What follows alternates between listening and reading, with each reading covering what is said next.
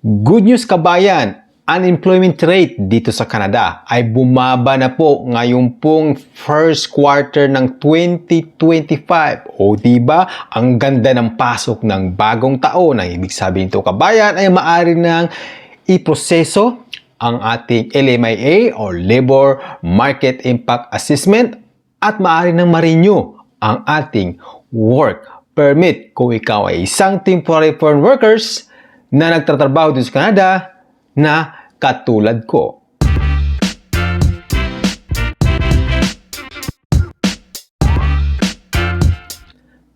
Welcome back puli kabayan, this is Dads from Dads Info TV. Yes pong OFW based dito sa Sudbury, Ontario, Canada. At kung bago ka pa lang sa ating channel kabayan, I invite you please consider subscribe sa ating channel. Hit notification bell, paki-like naman ang video. Ganun lang po kasimple. Okay, tuloy na tayo. Kabayan, kasi naman po, meron tayong good news. Ang ganda kasi ng pasok ng bagong taon 2025 kasi naman kabayan.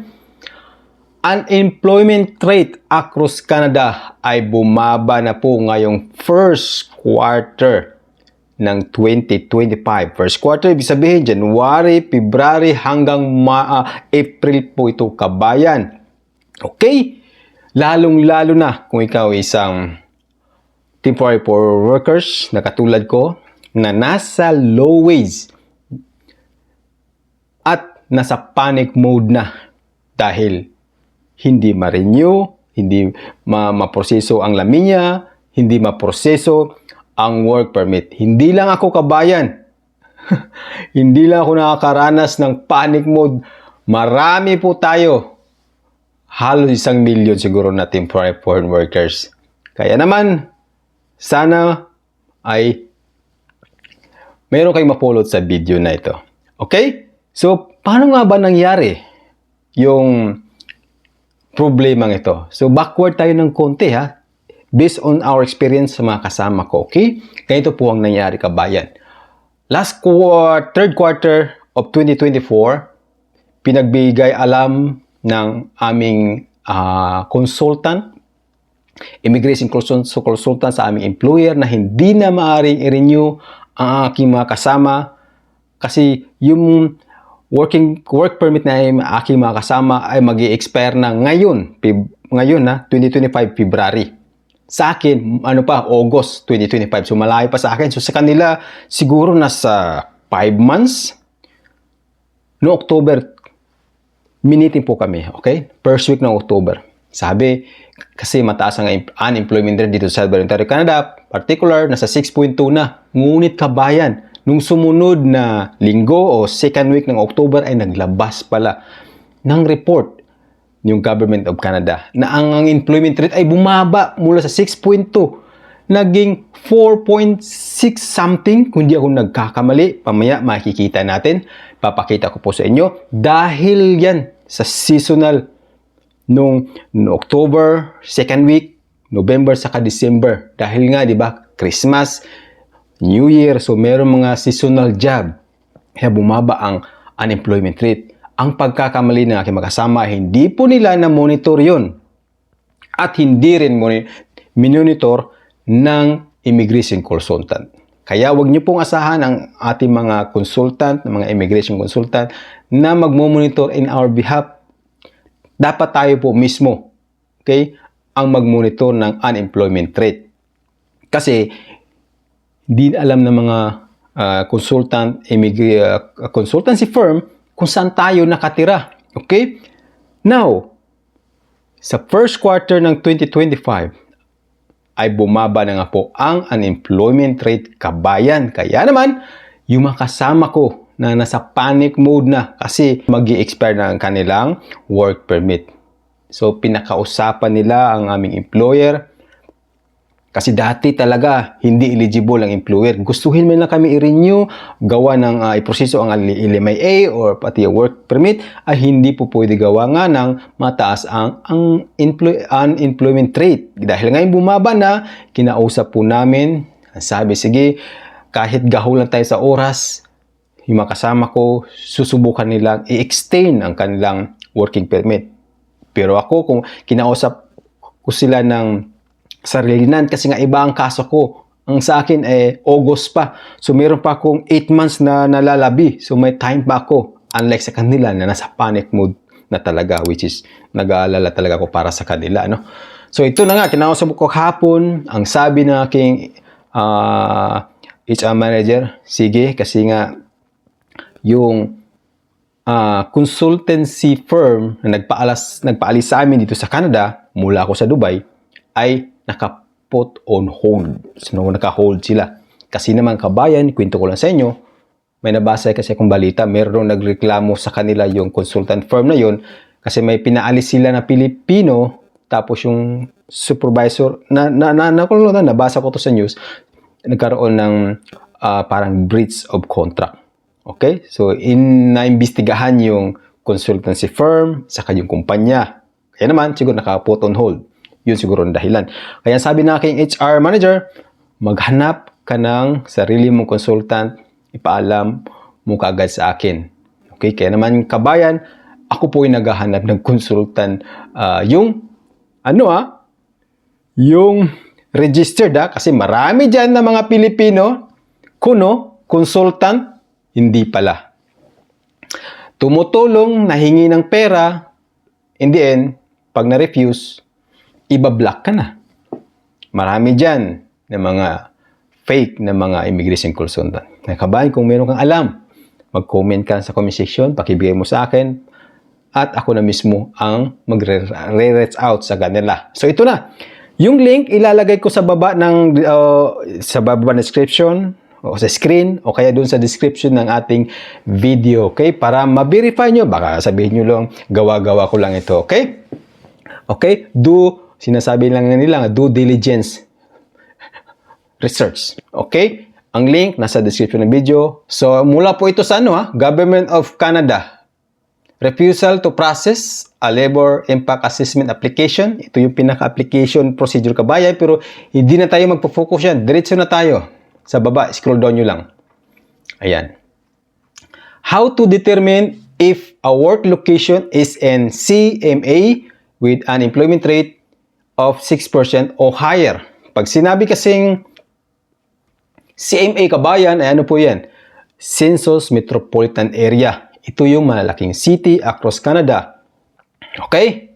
So, hindi na tayo magpo-focus dyan kasi tatagal ang video natin. So, dito tayo sa baba. Unemployment rate applicable for this refusal to process measures. Some CMA aren't listed in the unemployment rate table below. If the CMA isn't listed, the LMA application will continue to be eligible for processing. Okay?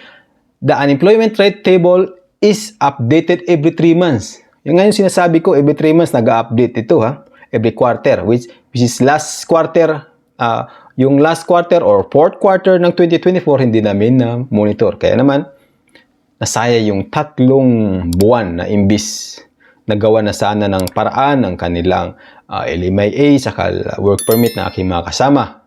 So, walang nag-monitor, kaya panic mode na ngayon. Okay? Tandaan nyo ba dito sa unang column? Yan ang third quarter, September to October, yan, 7.2. Which is, kasi nandito ako sa Sudbury, baba tayo ng Sudbury, pakita ko lang sa inyo. Mamaya sa babasahin na natin nyo. 6.2, September to October. 5.6, okay, 5.6 from 11 of October 2024 to January 9, 2025. So I correct myself kanina, sinabi ko kasi yung last quarter ng 2024 is 4 point something. So I correct myself, ano pala, 5.6. Kasi tingnan mo, kabayan, patapos na yung 2024, andun yung seasonal job. Ang forecast is 5.6 unemployment rate. Ngayon, tapos na yung mga seasonal job. January na. First quarter of the year na.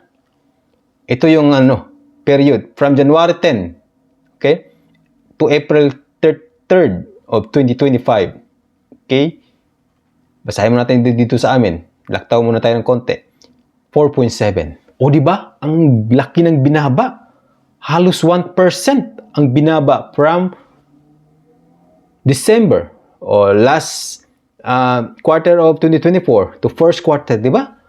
Halos 1% ang binaba. Kaya naman, agad-agad kaming pumunta doon sa HR kahapon. Ma'am, ito na yung patunay, is a good sign.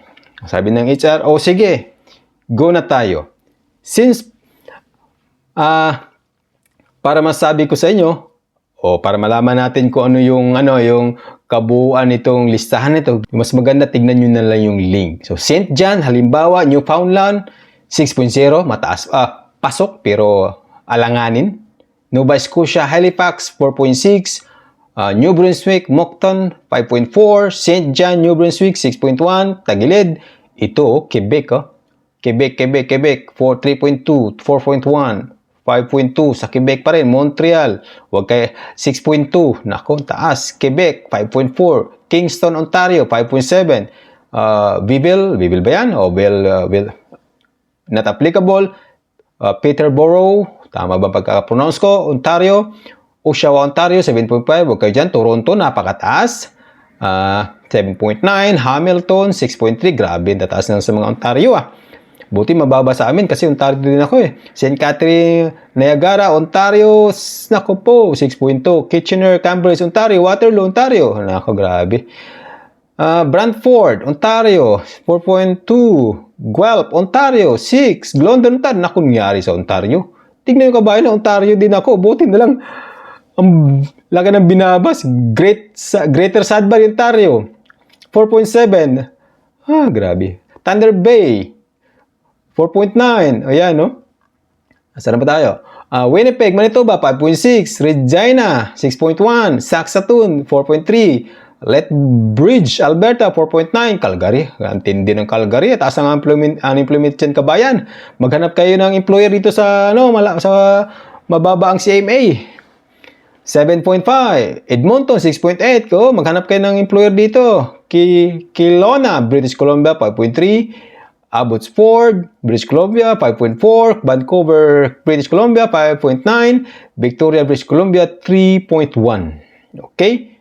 Para sa karagdagang kaalaman, for your verification, ilagay ko ang link sa description ng ating video, kabayan. So, ulitin ko, monitor yourself, your status. Kasi sayang din naman, kabayan, kapag nakaligtaan natin. Diba? Sayang yung 3 buwan. 3 buwan na sana, nasayang lang, nahulog lang sa wala. Dahil nga sa naging complacent kami, ng aking mga kasama, akala namin, yung projection ng unemployment rate is tuloy-tuloy ng pagtaas. Yung pala, bumaba. Kasi nga, merong seasonal job. Ngayon, kahit wala ng seasonal job, ay mas bumaba pa rin, kabayan, dito sa amin sa Sudbury, Ontario, Canada. Di ba? Napakagandang balita ito, kabayan. Kaya naman, nag-reach out na ako ng mga consultant Pilipino. I prefer na Pilipino kahit mahal. Alam ko, mahal ang Pilipino. Pero, kabayan, kung meron kayo kakilala, paki-comment lang sa comment section ng ating video yung legal, hindi yung fake. Kasi alam ko, marami ko nung mga alam na, nang gusto lang kumita, hirap na nga yung mga kababayan natin pinagkikitaan pa, di ba? Mayroong nabalitaan, halos gusto nang pagpakamatay ni kabayan kasi yung PR niya na-refuse. Tapos yung consultant, ayun, nawala, parang bula, yung pala, hindi siya registered. Tapos, binlock na sa Facebook. Nako, kapwa Pilipino, binababoy talaga ng kapwa Pilipino, di ba? Kabayan, may karma din dyan. Okay, tandaan mo, hindi natutulog ang Diyos. Diyos is always watching. Kaya kabayan, hanggang dito na lamang po. Sana maging gabay itong video sa inyo. Sana makakatulong itong video na ito sa atin mga kapwa OFW, lalo na sa mga temporary foreign workers na katulad ko. Low wage, Low wage kasi kawawa tayo, kabayan. Andito na sa Canada. Pipilitin natin gawa ng paraan na huwag mapauwi sa Pilipinas. Kung mapauwi man, it's fine. meron naman tayong uuwian. Yun ang maganda. Ang mahirap dun yung wala kang uuwian na pamilya, no? Mawalan man tayo ng pera, it's fine. Ang pera, nandyan lang yan, kikitain din natin yung kabayan. Huwag kayong mag-isip na wakasan ng buhay. Marami dyan mga na-distress na eh. Di ba? Inutang ng lahat ng mga pera papunta dito. Sinangla na lahat. Ganun talaga ang buhay kabayan. Yan naman, God is good. God is a great provider. Nandyan lang yan. Dumulog tayo sa Kanya.